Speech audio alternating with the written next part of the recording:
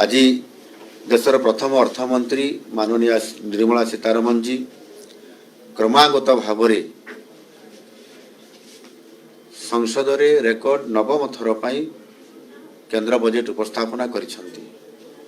यही बजेट एक ऐतिहासिक बजेट एवं यशस्वी प्रधानमंत्री माननीय नरेंद्र मोदी जी परिकल्पित ये बजेट अभिवृद्धिमूलक बजेट जहाँ समाजर सबु श्रेणीर सबु वर्गर लोकों रोजगार सृष्टि करने ये सहायक हम। यथार्थ यही बजेट को माननीय अर्थमंत्री सब बेसी फोकस कर युवा शक्ति को। यही बजेट रे समाजर प्रत्येक वर्गर कल्याण किछि ना किछि घोषणा करा जायछि। देशर भित्तिभूमि को गति देवाई चलित बजेट रे रेकर्ड 12,20,000 कोटी टंकार पुंजी खर्चर प्रावधान रखा जायछि एवं एथिरे विशेष करिकि कृषि को प्राधान्य दिया जायछि।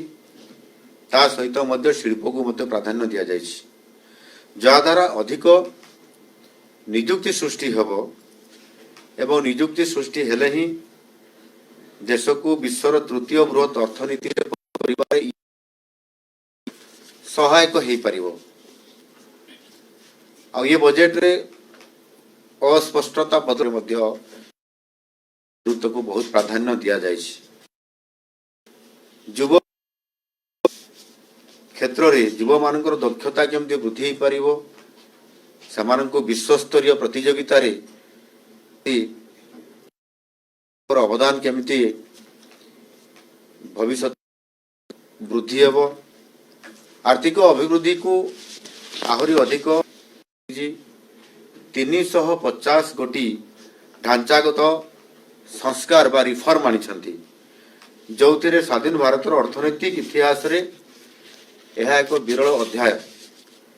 या पूर्व एभली भाव एत संस्कार से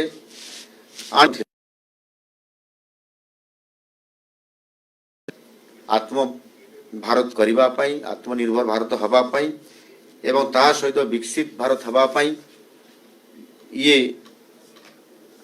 निश्चित भाव जो रास्ता खोला जायछि से रास्ता रे आउ टिके तेज रे माने अधिक गति रे निश्चित भाव रे हमर अर्थनीति दौड़िबो। मु कहया पई चाहूची ए क्षेत्र रे विशेष करी कि पाई मध्य बजेट रे स्वतंत्रता दिया जायछि एवं ओडिशा को फोकस करा जायछि। ता भीतर मु लंबा कथा को मु रखिया पई चाहूची। ओडिशा पई रेयर अर्थ कॉरिडोर या को स्वतंत्रता दिया जायछि।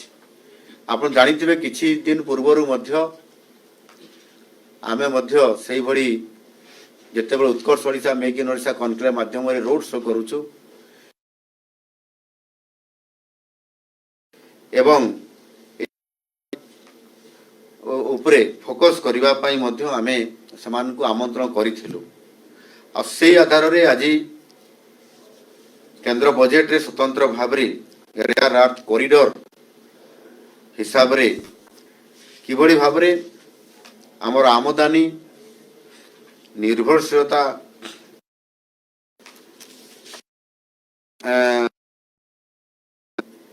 एवं स्थानीय शिल्प को मध्य प्रोत्साहित करिवो। एथिरे इलेक्ट्रॉनिक्स एवं उच्च वैषयिक क्षेत्र को मध्य ये जो रेयर अर्थ कॉरिडोर हवा द्वारा ओडिशा रे स्वतंत्रता लाभ पाइबो एवं विशेष करके आम ओडिशा रे जो 575 किलोमीटर जो कोस्ट लाइन अच्छी एवं से कोस्ट लाइन रे रेयर अर्थ ये प्रचुर परिमाण रे मध्य ये अच्छी आ ताकू एबे आमे ताकू व्यवहार करबा पई जो निष्पत्ति नहीं से निश्चित भाव में ओडिशा लाभान्वित हवा सहित मध्य भारत वर्ष एथिरे एवं आ गोटे बड़ कथा पूर्वतट विकास कॉरिडोर एथिरे पूर्व उपकूल रे थिबा आम पर्यटन को अर्थनैतिक हब ये दीटा करबा पई मध्य गोटे गुरुत्व बजेट रे स्वतंत्रता दिया जायछि। उपकूल भौगोलिक एवं अर्थनैतिक संयोग हेतु ओडिशा लाभान्वित हबार संपूर्ण भाव में भरपूर सुजोग रही।